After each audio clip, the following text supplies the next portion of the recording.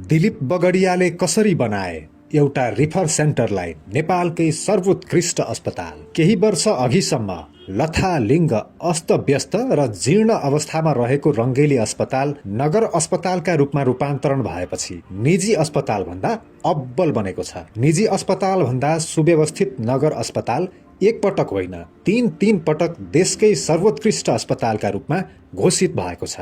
निवर्तमान नगर प्रमुख दिलीप बगडियाको इच्छा शक्ति, नगरपालिकाको कुशल व्यवस्थापन, अस्पताल प्रशासनको चुस्तता र सबैको साझा प्रयासले गर्दा न्यूनतम सेवा मापदण्डका विभिन्न सूचकका आधारमा गरिएको मूल्याङ्कनमा स्थानीय तह मातहत सञ्चालन भएका देशभरका अस्पताल मध्ये रङ्गेली नगर अस्पताल सर्वोत्कृष्ट ठहरिँदै आएको छ। सुशासन, व्यवस्थापन, क्लिनिकल म्यानेजमेन्ट र हस्पिटल सेवा सूचकका आधारमा पछिल्लो 3 वर्ष यता रङ्गेली अस्पतालले छलाङ मार्दै आएको छ। रङ्गेलीमा स्थानीय सरकार प्रमुखका रूपमा दिलीप बगडिया आउनु अघि एउटा प्रमुख समस्याका रूपमा स्वास्थ्य नै थियो। बिरामी पर्दा स्वास्थ्यको हब मानिएको विराटनगर जानै पर्ने बाध्यता यहाँका नागरिकमा थियो। तत्कालीन रङ्गेली अस्पताल सुविधाविहीन भएकै कारण एउटा रिफर सेन्टरका रूपमा मात्र सीमित थियो। 100% बिरामी रिफर भएर विराटनगरको कोशी अस्पताल जाने गरेकामा अहिले त्यस्तो बाध्यता टरेको छ।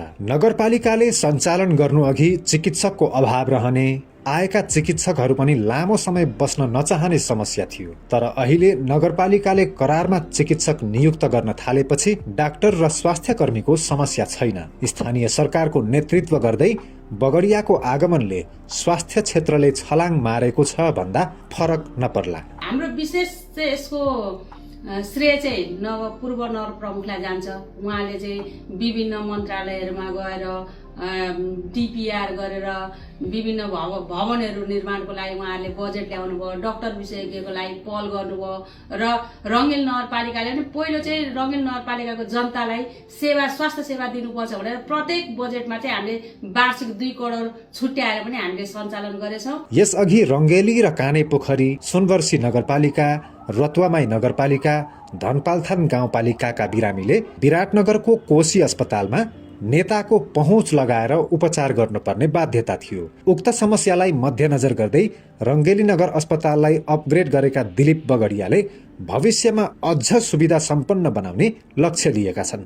यो अस्पताललाई अझै सुधार गर्ने त्यो त छँदैछ, तर हाम्रो क्षेत्रमा जसरी झुर्किया अस्पताल छ त्यसलाई पनि क्षमता वृद्धि गर्ने, त्यसलाई पनि स्तर उन्नति गर्ने, त्यतातिर पनि ध्यान दिनुपर्छ। अन्य सुनवर्सी पालिकामा पनि नगर अस्पताल खोल्ने भन्ने जग्गा खोजिरहेको छ। मलाई मेयर साहबसँग कुरा भएको थियो। यदि त्यहाँ सुनवर्सीमा पनि नगर अस्पताल बन्यो भने त्यसलाई पनि अस्पताल खोल्न र अस्पताललाई स्तर उन्नति गर्न र त्यहाँको अस्पताललाई सफल बनाउनका लागि भूमिका खेल्नेछु।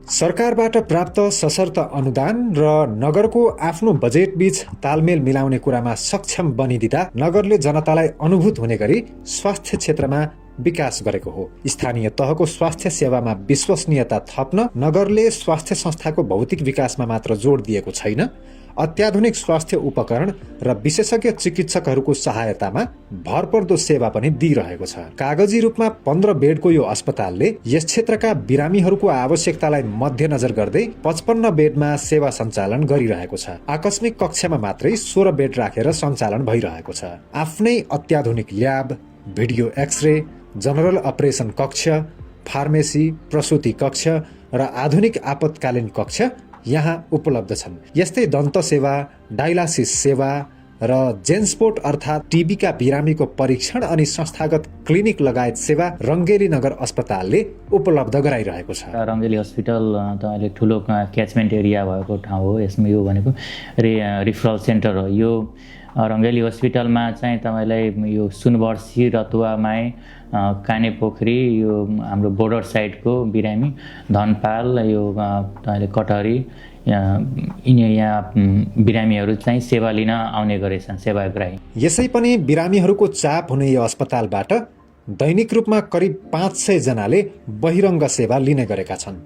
यस्तै प्रत्येक महिना 200 जना आमाहरूले प्रसुति सेवा लिने गरेको अस्पतालको तथ्याङ्क छ। प्रसुतिका जटिल भन्दा जटिल प्रकृतिका केसहरू पनि यो अस्पतालले समाधान गरिरहेको छ। अझ दिलीप बगडियाको थीम अनुसार नगरभित्रका 1883 जनालाई बिमा गरिदिएर नगरपालिकाले नगर अस्पतालमा 1 लाख रुपैयाँसम्मको निशुल्क स्वास्थ्य उपचार गरिरहेको छ, जसले गर्दा नगरबाट आर्थिक सहायता दिनुपर्ने बाध्यता टरेको छ। यी र यावत कुरामा बगडियाको योगदान प्रशंसनीय छ, तर उनी भने सबैको साझा प्रयासले गर्दा रङ्गेली नगर अस्पताल देशकै सर्वोत्कृष्ट बनेको र नगरभित्र र बाहिरका बिरामीले निर्धक्कका साथ सेवा लिन सम्भव भएको बताउँछन्। रङ्गेलीको स्वास्थ्य क्षेत्रमा क्रान्ति ल्याउने दिलीप बगडिया अहिले प्रतिनिधि सभा सदस्यका उम्मेद्वार छन्। अहोरात्र खटिएर नगर अस्पतालको मुहार फेर्न सफल उनी मोरङ निर्वाचन क्षेत्र नम्बर 2 का जनतालाई यहीँबाट सबै सेवा सुविधा दिने चाह बोकेर चुनावी मैदानमा उत्रिएका छन्। नयाँ प्रविधि आत्मसात गरी